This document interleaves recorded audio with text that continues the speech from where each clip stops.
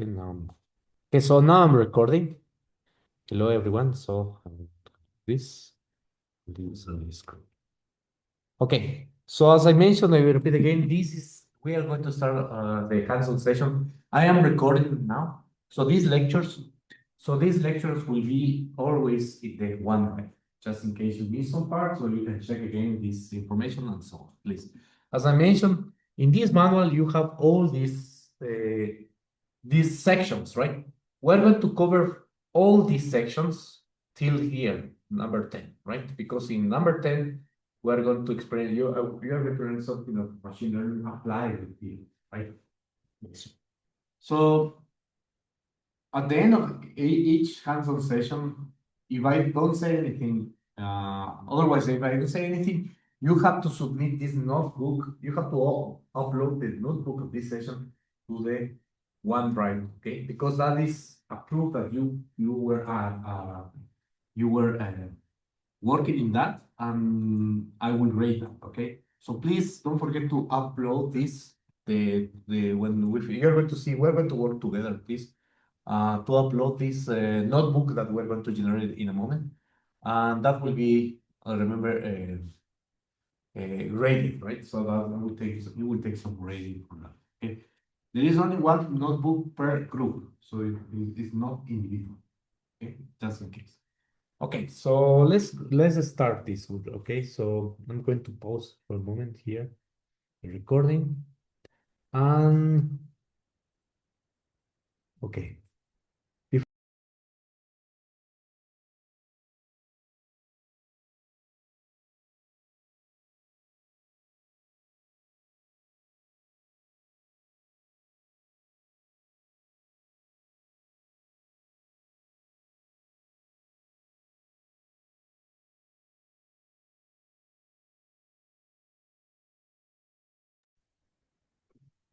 I started to use, in my case, VASP and Casted are very similar, but in my case, I started to use Casted to learn DFT, and after I moved to VASP because it's most robust.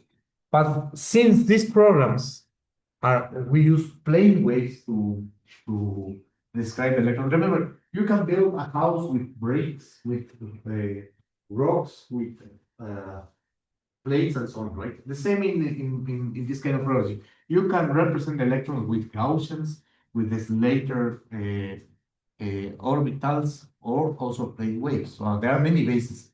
So here we use plane waves.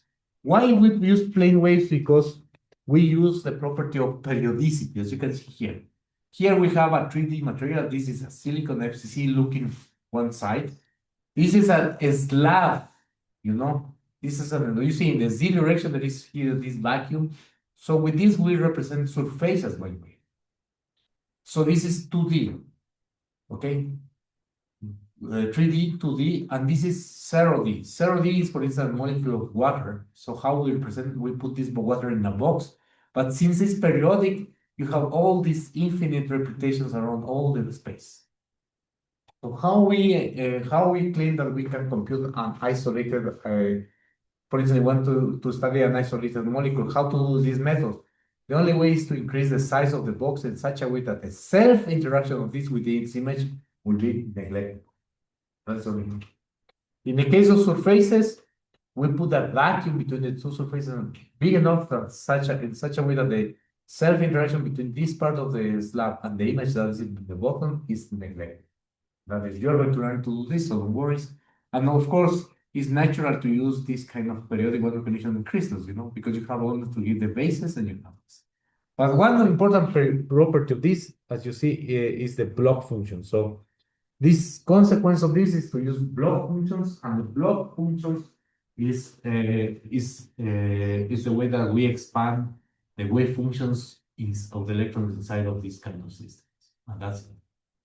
I repeat again, it's because since this program is using plane waves, it's natural to use, or in another way, since we're using these periodic boundary conditions, it's natural to use plane waves. That is just is related to the Fourier transform, right, of this system and so on. Okay, so that is it.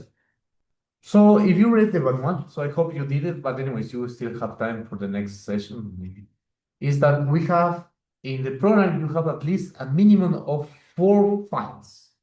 So if you want to run a program, you need at least 4 files. What files? The input file, it contains all the simulation parameters you are going to use, you see. Later, we're going to discuss more in detail this, okay? Here, I put a typical example of the input file, you see. So, and here, the parallelization, right? So, to make use of your cores in your computers, okay? So, what else? You need a postcard file. The postcard file, it represents the atomic structure. This is one way to represent the crystallographic information.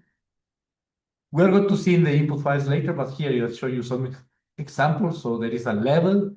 This is the first number is the scaling factor, right? So it means that the three next numbers are the lattice parameter A, B, and C. But if you want to get in Armstrongs, remember this is in Armstrongs, you have to multiply by 9. So this is a box of 9 by 9 by 9, as you can see here. Because 1 times 9, 9. So this is the lattice vector is 9 Armstrongs here, next, Y, and 9 C. Next, you say how many atoms you have the system and what in what case, right? In this case, we have only one atom. So there is only one case in this case. Any type of atom could be. So it means to tell what type of atom there will be, and you will refer to the postcard file that we're going to check it. Next, you have to say what in what way you represent these coordinates. There are Cartesians or direct coordinates, fractional coordinates, right? And next, we put the coordinates here. Since we have only one, we have only one. This is the order. Okay. Next is the postcard file. Look this. The postcard file is very important. Why? Because it simplifies, silicon has 14 electrons, right? But here we represent only silicon with 4 electrons. What is this? 4 electrons, valence electrons. The rest is simplified in this file that we call postcard file. So it's the pseudo potential. So what does the pseudo potential? We are going to see more in detail during the theoretical classes is that we extract all these core electrons and the nucleus and we replace by a pseudo potential in such a way that the electrons, the valence electrons, won't realize that there is nothing, they were left only with some representation of that effect of the nucleus and the other electrons that we call the core electrons. That is the pseudo potential, right? So we call this postcard file.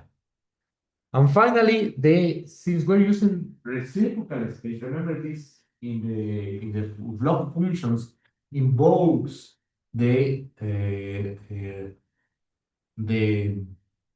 what's the name? The reciprocal space. So we have the direct lattice and we have the reciprocal lattice, right? The Wigner size of this reciprocal lattice we call the Brillouin zone. And we have to integrate, we're going to see this more in the theory, just mentioned here. We have to integrate the Cauchy equations in all the points, in infinite points inside of this primitive cell, in this Brillouin zone. But that is impossible, right? For that reason, we do some coarse graining and we compute only in few places, in few points. That points are given by a paper of Monfort and Pack. They published a paper in the 60s telling us how many points we need to compress the total energy, right? But it happens that if you're computing in a system that you don't want periodicity, but still you have a cube, in that case, we always compute in only one point, the gamma point. This is the case. This is one example, this is for finite systems like an atom, molecule, or clusters, for instance. So, and this is the 4 files we need always. I repeat again, the Incar file, the postcard file, Incar file, postcard file, and the Incar postcard and K points. So here I have to raise this twice. So there are 4 files that you have to. So before you run the calculations, you have to check these 4 files. Okay, that is the first. The output files. There are many output files in this program, right? The important one is the outcard file. The outcard file has all the information of your calculation, what happened, and even has the information of all the input files here in the outcard file. Also, there is a Oscar file. That is very important, very good one. That is one perhaps in the electronic structure calculations, the density of states is a very important descriptor. And this descriptor is written automatically in any kind of computation. Density of states can be only produced only when you do periodic Born automation. Okay. So if you do a cluster calculation, you are not never going. It's impossible to define the density of states in a molecule itself, right? So that you have to be careful.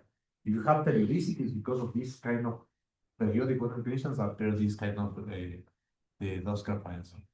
The CHC car is the electronic density, right? Because DFT is based on density, so that's the reason that file is very important. Also, we have the wave car. The wave car, later we're going to see that to solve the differential equations, you need these functions. We call it constant wave functions. And that representation of to represent all these bases that we need to solve the constant equations. And that is the OCR is a summary of what you are doing in the calculations. Remember, OCR has all the calculations, and OCR give you a very short summary of what you're doing in calculations. You can see there, you can see how is going the convergence of this. Okay, so that's it. So that is the files that you are going to have on this. Please, before we go to the break, if you expanded this, you are going to have these files. See, we're going to check this. Okay, please expand it. And I'm going to see I have this file. I'm going to go to this folder, CD, and you do ls, and you are going to have these files. Please check that you have these files. I'm going to make a break here. So also record. So I repeat again, please.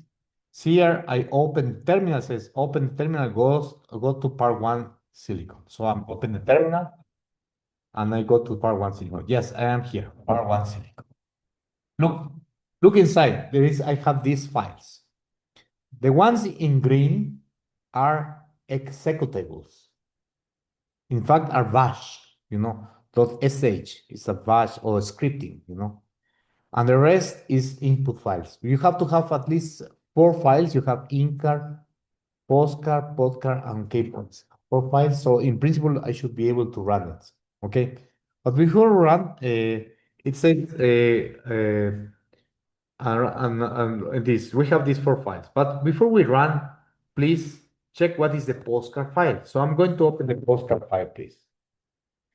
That is the postcard file. In this case, what represents this? Look, this postcard file is representing a system where the lattice parameter A1, you see from here, lattice parameter is A1 is this.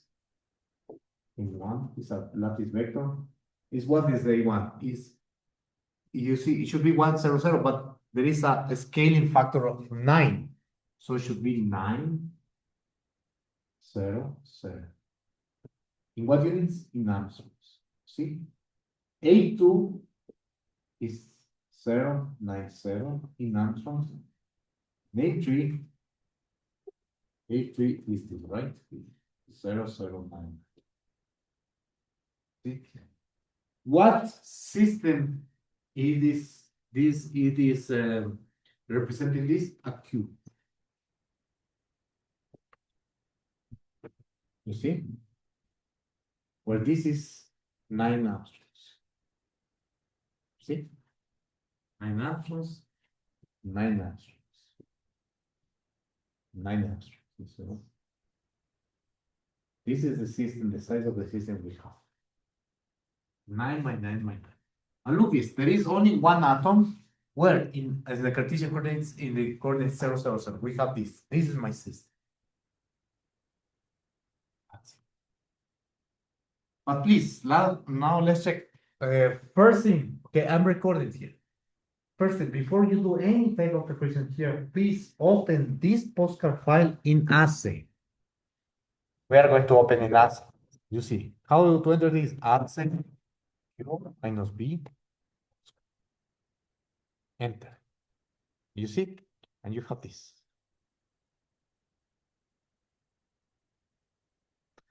Okay. I repeat again. see, you put assay U minus B postcard. Minus B is because I sometimes I need to see bonds, right? But in this case, we have this. And there it is. This is my box. Okay. You can rotate it. You can see this, right? But remember, since it's boundary conditions, please press R. Or if you like this view, I think it was view, repeat. You go to the menu view and repeat, and you're going to put here, let's put 4 by 4 by 4. So what I'm going to do is to check this. Okay, this, you see, 4 by 4 by 4. After this.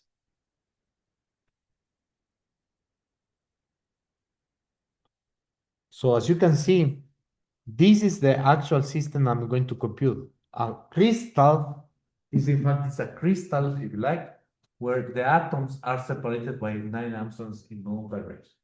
This is the actual system. You say, but you are saying, stop, what I mean? But we are supposed to compute only the property of one single atom. Yes. For that reason, what to do is to increase the size in between atoms or between these images, the bigger number, in such a way that we're going to get some plateau or some convergence. In that case, we are going to claim that the energy between the atom, this is the original atom, and the images at the rest, the self-interaction is neglected. Okay. I'm going to pause here, please. I'm going to pause my recording. To run this, we're going to run this job. How to run is like this. Job like this. You put continue, everything together, like this. Enter. Okay, this run finish. Mine is finished. 2 calls. In your case, you press and finish. Now, if it's finished, put ls. You're going to see many files here. You're going to find outcar file. You're going to find this wavecar. You're going to find this. Right now, we're going to find outcar, OCcar, and wavecar. Okay, and also I create this file called output. This I tell to my script to put this. Okay. So I'm going to pause here. Please, everyone, if you have some files, I want to see now. That is the check to check that if. So I'm going to check what is the outcar file. So I open the outcar file. Look, this is the data that I get from running this, and the outcar file looks like this. Look the amount of information I have here. Look, I have what version I'm running. You see, I'm running the Flash for 6.4.2. I'm running in 2 CPUs, and here's all the information. It's a huge amount of information. This is telling you this from the Incar. Look this. This is telling you the parameters you put in your Incar file. And here is the podcast file, you see. Podcast file is the pseudo potential. Look this, all the information of pseudo potential, blah, blah, blah. And here's the lattice vectors, you see, 909, you see lattice vectors, so on. And this, okay? This is the K points, okay? So since there is only one K point, there is only the gamma point, so we have only 1 point here, okay? And the rest is information about, I'm going to talk to here because it's just a lot of information that is not a problem. And after that, the iterations, you see, the electronic iterations to convert the energy that we want, right? Use to 10 to the minus 4 electron volts. This is. Here is the final values, and here we are going to have the information. In my calculation, the total time was, what is this? The total time is 1.3 seconds, take my time in this calculation. See? And so on. Okay? That is the outcome file. If you have this file, congratulations. You run it successfully. Your first calculation with. It means that you're ready to do all the tutorials. And if you have any problem to do this, please let me know. I know already how many students need my help. Please, if you still have problems, because I know some of you want to fix by yourself using ChatGPT, it's fantastic. But you have problems, please contact me before the end of this, before, and Friday, right? Friday, you can find me after 9, just contact me, right? Tomorrow I will be here from 10 in the morning here till I think 2 in the afternoon, just in case. Want to contact me. If you want, you can check. If I'm not giving lectures, most of the cases I am in the library and working on, just in case. You can come at any time, right? If you see me, you can come to me and ask me any question. Okay. So any questions in here, please? Somebody? No questions? Okay. So remember, I'm recording, so no problem. Okay. So now I got you see, you can run the script like this: sh job or dot backslash job is. Now what we're going to do, please open the cell. We're going to run this. According to the manual, we're going to run this cell sh. So we're going to run automatically the calculation starting from the lattice parameter 4 angstroms till 12 angstroms. Please open the cell sh. Open this and look what is this around. Okay. In your case, you see, in your case, you have this again. You see, this command is very important because it's telling you how many cores are going to use. Only for me, please. You don't have to do this. I'm going to do this because my calculations I have to put core. I'm going to use only 2 cores. That's it. I'm going to use 2 cores. Okay, so I'm going to use only 2 cores. No. Okay. So why? Because as I'm telling you, I don't want to go too fast, not too. Okay. So look what is doing this. This script, what is doing is first of all, is going to compute for a sequence of values starting from 4.0 to 12.0 in steps of 1. See? So this is range from 4 to 12 in steps of 1 answer. Okay.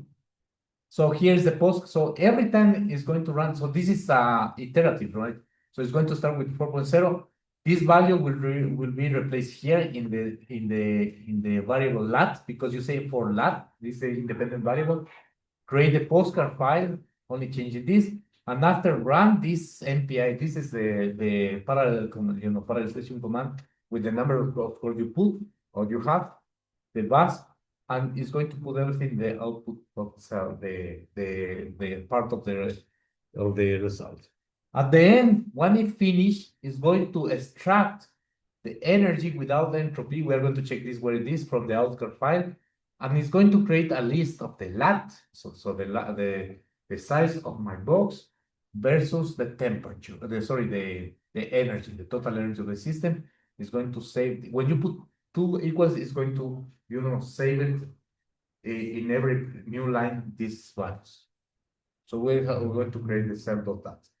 Before we start this, what is this, So let's check this command. I'm going to check this command in the output file we have already. So you say this, Look this. I'm going to copy this just for you guys. I'm going to close this. And only for you, right? This in the outcome file. Look this. You see, in the outcome file, when you apply this, there is appeared this information. Energy without entropy is equal to this. So what we take is this value with sigma goes to 0. This is the actual value we're going to use. Where it is? It is here. The outcome file. Where is the outcome file? The one we ran previously. You see here, this value here. You see, free energy of the electron at the end of the calculation. If everything converge, you can take this value without entropy when sigma goes to 0. This one. This is the value I'm going to. Okay. Okay. No, this thought. I'm not going to take this energy. I'm going to take this energy without entropy with this. Why without entropy? Because in this calculation, the algorithm for the convergence of the wave functions of the electrons, It's going to use artificial temperature to speed up the conversion. That's the reason why. And therefore, to make it, with the zero, or when second goes to zero, it means that the actual energy of the system with this kind of effect on the electrons. This is an artifact going to converge quickly this general calculation. That's it, okay? So there it is. We have this, and now I'm going to run it, right? So I'm going to run this. Enter. And let's wait to finish. Okay. It's running. And is about finish. 12 cores, 2 cores, sorry.